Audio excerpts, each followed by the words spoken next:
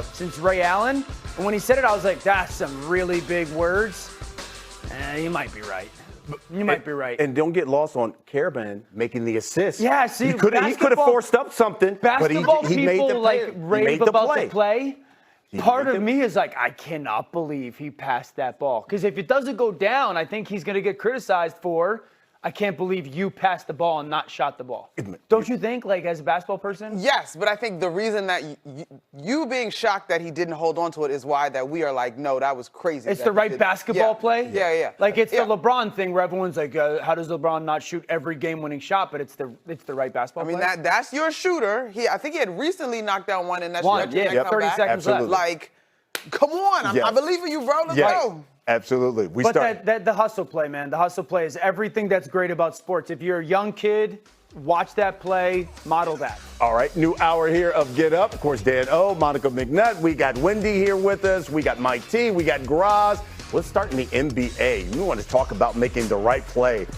Victor Wembanyama made a lot of right plays against the Bulls last night. Pick it up in the first quarter. Hey, the Spurs were down 2, but watch the alley-oop. He's just like, just throw it up. Casual. Yeah, just throw it up. Casual. And I'm going to throw it down. He had 8 points, 2 rebounds, just basically midway through the first quarter.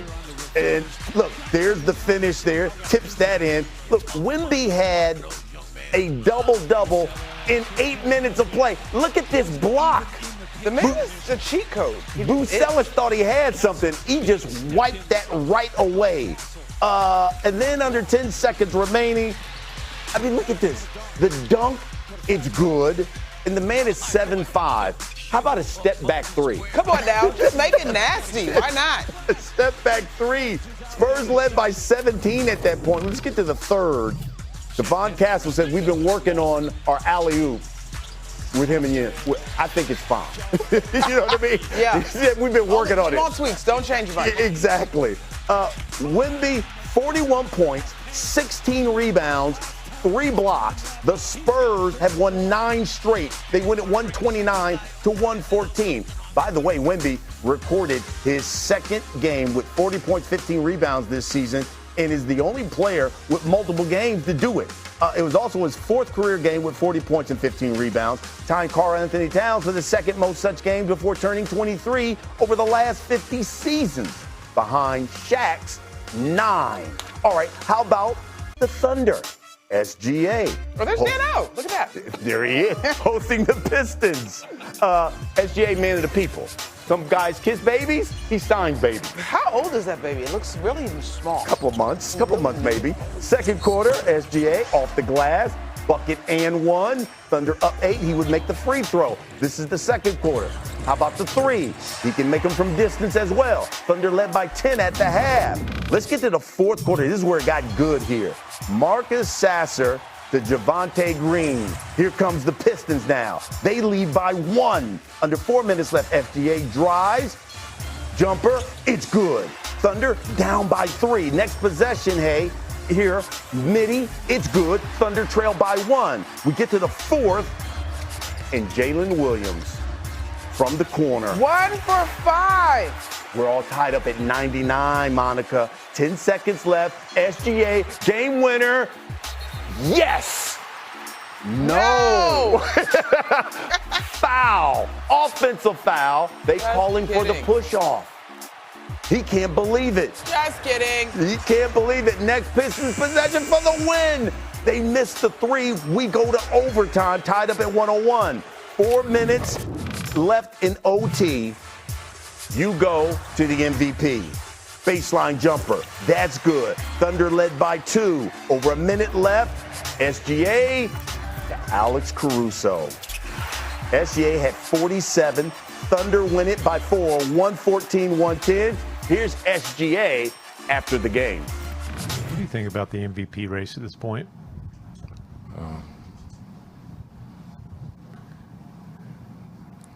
I think it's good for the league. I think it's good chatter. It gives people something to talk about. There's a lot of good players in this league, and a lot of guys in the conversation because of that. There's been chattering on behalf of other players. Would you like to chatter on behalf of yourself? Nah, I'm good. Thanks for asking, though. But yeah, I'm good. I let my game do the talking. He's too cool with the glass. I love He's it. too cool with the glass. I love it. He's still the odds-on favorite to take home his second consecutive MVP award at -300. That's according to DraftKings Sportsbook. However, Wemby, not far behind, plus 225. You know, he was a 22-1. Those were his odds basically a week ago. So I guess, Wendy, the question is, do you think SGA wrapped up the MVP race with his performance last night, or do you think it's still neck and neck? Like 99% of the time, most of my career as a voter, I would say yes. Shea's case is airtight. If you look at the last 2 nights, he's been brilliant in clutch time, although I give the Pistons credit. They were missing 4 starters in this game for even forcing clutch time. But Victor Wembanyama is so incredible and so dominant. His highlights are just jaw-dropping that I can't rule him out. Now, I would vote for Shea if I had to vote today. But I am cognizant of the reality that you may be on the wrong side of history if you vote against Wemby, not only in the long term, but potentially in the short term. Because as I talk to scouts and executives and coaches and players, they keep making the case for me about why the Spurs and Wembanyama can win the whole thing this year. And I find it incredible, but I can't deny it. And so Shea should be the MVP. But no, it's not locked down. Now, in that game, you saw he gets the offensive call for that game winner. That's something coaches and guys have been screaming about all season. Is this something that OKC's got to be concerned about, especially with the postseason right around the corner? I think they've got to be mindful, but I think what was unique about last night's game is that Detroit's second unit, if you will, as Wendy called, they were missing 4 starters out. They are uniquely poised to defend in a way that the officials had to respect. Now, Bickerstaff went through a whole lot of emotions in this contest last night, and I don't think this play gets called if not for Asar Thompson in the way that he had the ability to guard Shea Gilgeous-Alexander. And mind you, we're talking about guarding him, and he still had 47 points. Right. But there was a soundness to what they brought defensively. There was a physicality where they were on the officials saying, hey, this is beyond what has been allowed. In this particular instance, it's the baptism with the palm, the full push-off and the extension that I think gets the whistle. So they've been giving the arm bar basically all season long, but it's just the extension of the arm you think it was. Yeah, and SGA is not the only guy to use the arm bar, but in this instance, in a very pivotal moment, could have been game, as we called out in the highlight, the palm is what puts you over the full extension, yeah. Okay, so I want to get back to you, Wendy, about Wemby. You look at his regular season minutes, he's averaging about 29 minutes basically a game. Do you think if the Spurs up that, you know, let's say 38, maybe 40 minutes a game, that we're talking about Wemby not only for MVP, but this is a Spurs team that will definitely go far in the postseason? Yes. I think the Wembanyama minutes thing is one of the biggest issues or interesting questions coming into the whole postseason. How much, will they extend his minutes? When they have had big games, like for the last month when they played Boston, when they played Detroit, they did push his minutes to 36, 38. But can he play 36, 38 minutes 5 times in 9 days? That's something he's never done in his NBA career. What if he can? What are those numbers going to look like if and when he's able to do that? Will there be a toll in a round 2 or a round 3 if he does that for 3-4 weeks? These are questions we don't know. I'm just going to say, betting against Wembanyama is a tough position to put yourself in right now. And the minutes thing is an untapped resource that the Spurs have not gone to. They've been protecting him, but maybe it's their secret weapon too.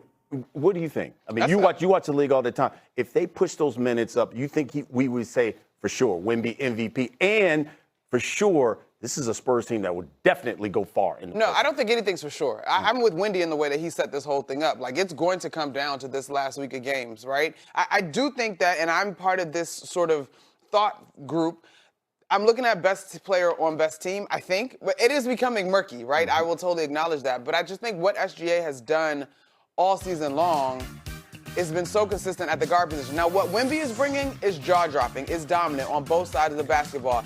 It would be the way around the youth, and I continue to say that. Like, the way you beat inexperience is you have a Wemby on your team.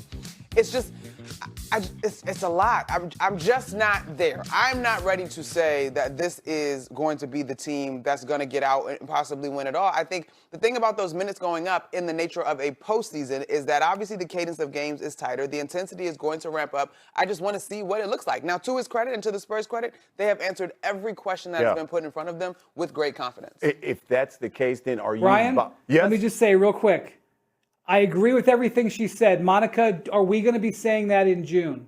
I know. If we vote for Shea next week, will we be able to defend the vote in June? I don't know. That's my problem. I'm with you, Wendy. And like the only thing I think that you come down to on that is you voted based on the 82-game regular season. And we may all be proven to be wrong, but that is the nature of this award, right? Like we sort of joked with this last week. If there was a most outstanding offensive player, that would be a different conversation from having to separate MVP and defensive player of the year. But MVP, the value, how you equate value is a very personal thing based on voters.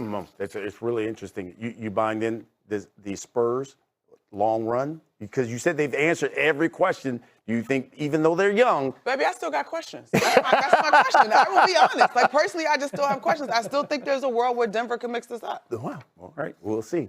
By the way, last night, since we talk about basketball, got to go to baseball because